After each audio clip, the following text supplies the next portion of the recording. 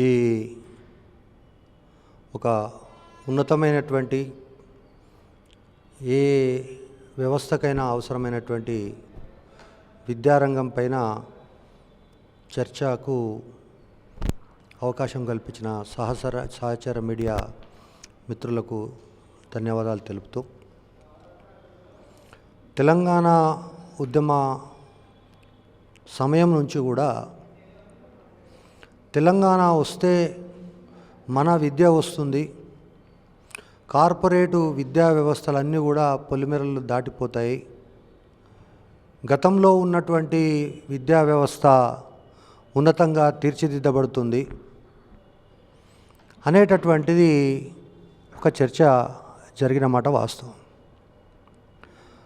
అదే సందర్భంలో తెలంగాణ ఉద్యమ నేపథ్యం కానీ 2014లో టీఆర్ఎస్ ప్రభుత్వం ప్రకటించినటువంటి ఎన్నికల మేనిఫెస్టోలో కానీ కేజీ నుంచి పీజీ వరకు ఉచిత విద్య అనేటటువంటిది ఈ రాష్ట్రంలో ఉండే విద్యా వ్యవస్థలో పనిచేసేటటువంటి కార్యకర్తలందరినీ, మేధావుల దగ్గర నుంచి కార్యకర్తలందరి వరకు తెలంగాణ విద్యాపరంగా ముందుకెళ్లే అవకాశం ఉంది. దేశవ్యాప్తంగా ఉన్నటువంటి రాష్ట్రాలన్నీ కూడా తెలంగాణ మోడల్ అనేటటువంటి విద్యా వ్యవస్థకు ఆకర్షితులయ్యే అవకాశం ఉంది అని వాళ్ళ యొక్క రాజకీయమైనటువంటి అభిప్రాయాలు ఏమున్నా విద్యా వ్యవస్థ పట్ల ఆనాటి పార్టీ తీసుకున్న నిర్ణయం చాలా సహేతుకమైనది అనేటటువంటిది భావించారు. కానీ ఆచరణలోకి వచ్చే వరకు పాలమ్ముకోవచ్చు కాబట్టి కార్పొరేట్ విద్యా సంస్థలను కొమ్ముగాశారు. ప్రైవేటు విద్యా సంస్థల యొక్క నియంత్రణ పూర్తిగా పడకేసినటువంటి పరిస్థితి. కేజీ నుంచి పీజీ వరకు ఉచిత విద్య అని చెప్పినటువంటి సందర్భంలో అన్ని రంగాల్లో ఏదైతే ఆ 10 సంవత్సరాలు చీకటి రోజులుగా మిగిలాయో విద్యా వ్యవస్థకు కూడా 2014 నుంచి 2023 వరకు చీకటి రోజులుగానే నేను భావిస్తాను. కేజీ నుంచి పీజీ వరకు ఉచిత విద్య అటు ఉంచి కేజీ నుంచి పీజీ వరకు ఉన్నటువంటి విద్యా సంస్థలను నిర్వీర్యం చేయడానికే ఆ 9.5 సంవత్సరాల కాలము వెచ్చించారనేటటువంటి భావన నాలో ఉన్నది. ఒకటి, సమాజంలో ఉన్న వాళ్ళు అందరూ చదువుకుంటే మరి వ్యవసాయ పనులు చేసేవాళ్ళు ఎవరు, మన పశువులను కాసేది ఎవరు, కాబట్టి కొన్ని కులాలకే విద్య ఉండాలి, కొంతమందికి విద్య ఉండకూడదు అనేటటువంటి ఈ యొక్క భూస్వామ్య పోకడలు ఏవైతే ఉన్నాయో, బూర్జువా పోకడలు ఏవైతే ఉన్నాయో అవే ఈ 10 సంవత్సరాల కాలంలో పాలకులు అనుసరించిండు అనేటటువంటి దానిలో నాకు 1% కూడా సందేహం లేదు. బీఈడీ ఎంట్రన్స్ పెడితే నిరుద్యోగ టీచర్లు అవుతారు కాబట్టి అసలు బీఈడీ పెట్టకుంటే అయిపోతుంది అనేటటువంటి పద్ధతి. ఎక్కడో కేంద్ర ప్రభుత్వ చట్టంలో 1:30 ఉంది కాబట్టి మన దగ్గర ఇంకా 1:23 ఉంది కాబట్టి పాఠశాలలన్నింటినీ కూడా ఒక విషవలయంలోకి నెట్టి ఆ విధంగా పాఠశాల విద్యను పూర్తిగా భ్రష్టు పట్టించినటువంటి విషయం ఒకవైపు. 10% ఉన్నటువంటి బడ్జెట్ను 6%కి తీసుకొచ్చినటువంటి ఘనత మాత్రం ఆ 10 సంవత్సరాలు జరిగింది. కార్పొరేట్ విద్యా సంస్థలను పెంచి పోషించి ఇంటర్మీడియట్ విద్యను నిర్వీర్యం చేసినటువంటి ఘనత గత ప్రభుత్వానికి. గతంలో ఉండేటటువంటి నేషనల్ నాలెడ్జ్ కమిషన్ యొక్క సిఫారసుల మేరకు ప్రతి జిల్లాకు ఒక యూనివర్సిటీ ఉండాలనేటటువంటి లక్ష్యంతో 2010 ప్రాంతంలో ప్రారంభించినటువంటి యూనివర్సిటీలు ఏవైతే తెలంగాణలో వచ్చినాయో, అది పాలమూరు కావచ్చు, శాతవాహన కావచ్చు, లేక తెలంగాణ కావచ్చు, ఆ యూనివర్సిటీలన్నీ కూడా ఆ రోజు ఏ విధంగా అయితే మొక్కలు నాటినటువంటి పరిస్థితి ఉందో ఈ యొక్క దానికి చుక్క నీరు వచ్చినటువంటి పాపన గత ప్రభుత్వం పోకపోగా వాటి మీద అవాకులు చెవాకులు పేలడమే కాకుండా యూనివర్సిటీలు అంటే ఉద్యమ కేంద్రాలు కాబట్టి ఆ యూనివర్సిటీల యొక్క స్థానంలో డబుల్ బెడ్రూమ్ ఇళ్ళు కడితే బాగుంటుందని ఆలోచించినటువంటి గొప్ప మేధావులు గత 10 సంవత్సరాల విద్యను పాడు చేసినటువంటి పరిస్థితిని ఈ సందర్భంగా నేను మనవి చేస్తాను. కాబట్టి ఇక్కడికైనా ఈ యొక్క పరిస్థితి కనుక చూస్తే రేపు సరే స్వయం పాలన లేదా స్వయం పాలన పేరు మీద విద్యా వ్యవస్థలో వచ్చినటువంటి విషయాలు ఏవైతే ఉన్నాయో వాటిని దాటి ఈరోజు మనం ప్రజాపాలనకు వచ్చినాం కాబట్టి ప్రజాపాలనలో కూడా విద్యా వ్యవస్థ పైన ప్రజలలో ఆకాంక్షలు కానీ ఆశయాలు కానీ చాలా ఎక్కువ ఉన్నాయి. కాబట్టి దాన్ని దృష్టిలో పెట్టుకొని ఖచ్చితంగా ఈ ప్రభుత్వం విద్య విషయం లోపల కొంచెం ముందడుగు వేస్తుంది.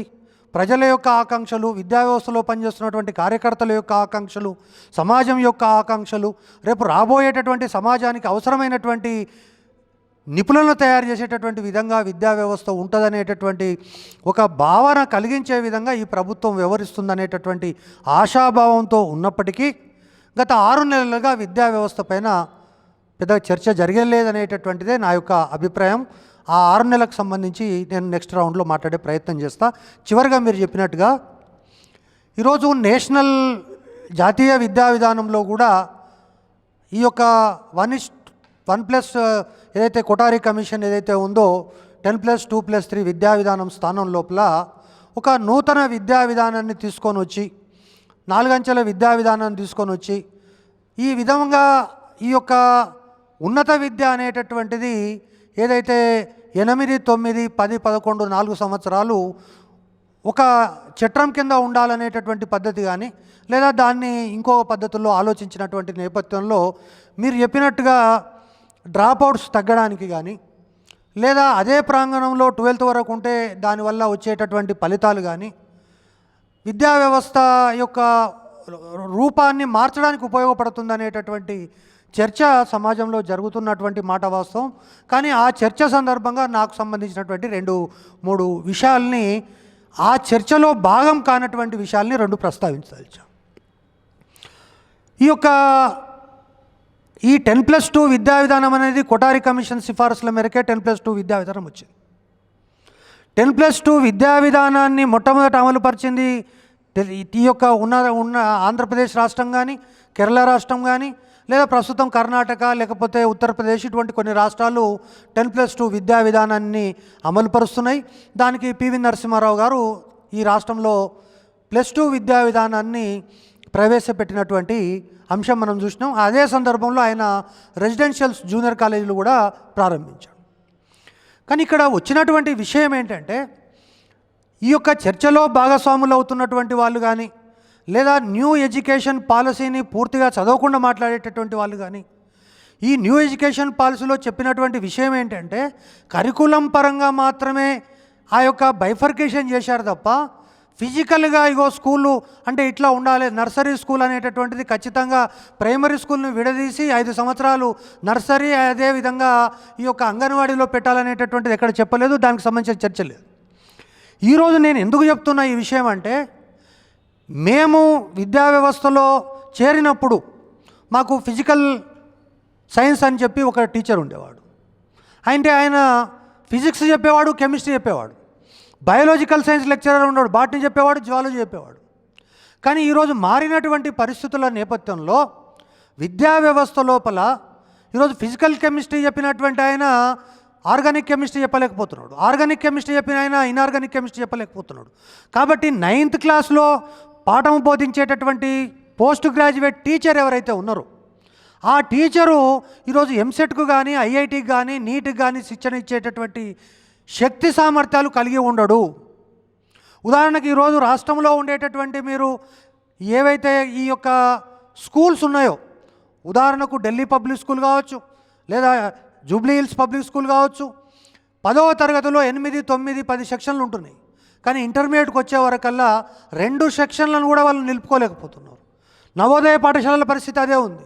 అదేవిధంగా మనము అందరం కూడా ఆరాధిస్తున్నటువంటి రెసిడెన్షియల్ పాఠశాలలు ఈరోజు రాష్ట్రంలో 5 లక్షలు ఉంటే ఆ 9th, 10th పేరుకు ఆ స్కూళ్ళల్లో ఉన్నప్పటికీ కూడా వాటికి రకరకాల పేర్లు పెట్టి 11th and 12th అనేటటువంటిది సపరేట్గా తీసుకొని వచ్చి వాళ్ళకి ఎంట్రన్స్ పెట్టి ఎంసెట్ కోచింగ్ సెంటర్లను పెట్టి ఆ విధంగా రెసిడెన్షియల్ స్కూళ్ళల్లో చదివేటటువంటి విద్యార్థులను కొంతమంది ఏరి కోరి ఈ కార్పొరేట్ విద్యా సంస్థలు ఎట్లా చేస్తున్నాయో ఆ విధంగా చేయడం వల్లనే ఆ ఫలితాలు వస్తున్నాయి. కాబట్టి ఖచ్చితంగా మారుతున్నటువంటి పరిస్థితులలో +2 ఎడ్యుకేషన్ అనేటటువంటిది ఒక సపరేట్గా ఉండడమే కాకుండా అందులో ఉన్నటువంటి అనేక రకాలైనటువంటి ఈరోజు ఉన్నటువంటి విద్యా వ్యవస్థలో ఉన్నటువంటి మార్పులు ఏవైతే ఉన్నాయో అనేకమైనటువంటి న్యూ ఎడ్యుకేషన్ పాలసీ లోపల ఈరోజు ఫిజిక్స్ చదివిన వాడు సివిక్స్ చదవడానికి అవకాశం లేదు, కామర్స్ చదవడానికి అవకాశం లేదు. ఆ విధంగా ఒక మార్పు అనేటటువంటిది ఈరోజు మనం ట్రెడిషనల్గా హెచ్ఈసి, సిఈసి, బైపీసీ ఎంపీసీ అనేటటువంటి పద్ధతిలోనే మూస పద్ధతిలో ముందుకు పోతున్నాము. దాంట్లో 20 రకాలైనటువంటి మార్పులు చేయడానికి అవకాశం ఉంది. తద్వారా ఈరోజు బయోటెక్నాలజీ కానీ లేకపోతే ఇంకోటి కానీ ఇక్కడ లేనటువంటి పరిస్థితి. డిగ్రీ పోయిన తర్వాత ఆయన బయోటెక్నాలజీలో చదవాలంటే కష్టంగా ఉంది. కాబట్టి దీనిపైన 2 రకాలైనటువంటి చర్చ జరగాల్సినటువంటి అవసరం ఉంది. తెలంగాణ రాష్ట్ర ప్రభుత్వం 6 నెలలుగా విద్యా వ్యవస్థ పట్ల అనుసరించినటువంటి వైఖరిని నేను నెక్స్ట్ రౌండ్లో చెప్పే ప్రయత్నం చేస్తాను. Thank you very much.